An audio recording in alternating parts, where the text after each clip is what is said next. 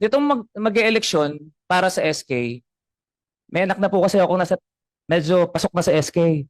Sabi, kukunin po namin yung anak nyo bilang SK chairman, tapos patakbuhin nating SK president. Meron din. Dahil po, yung, yung asawa ko po, kilala nyo naman po, di ba? Yung asawa ko, nababalita, tatakbo daw na mayor. Alam nyo po, kung gusto mo ng pagbabago, simulan mo sa sarili mo. Kami pong pamilya, isa lang dapat ang nakaupo. Isa lang. Wala dapat na iba pang mauupo. Dahil, yun nga po yung nilalabanan natin, tapos tayo rin ang gagaya sa sistema. Nagpakain lang din tayo sa sistema. Kung gusto natin ng pagbabago, tayo mga politiko, simulan natin sa sarili natin. Well, kayang manalo ng anak kong SK dahil syempre impluensya ko.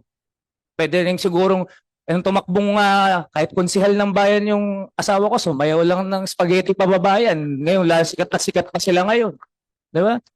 Pero hindi po namin yun, hindi po yun ang values namin at hindi po iyan ang gusto naming mangyari sa bansa natin. So yun, thank you. Kailangan po.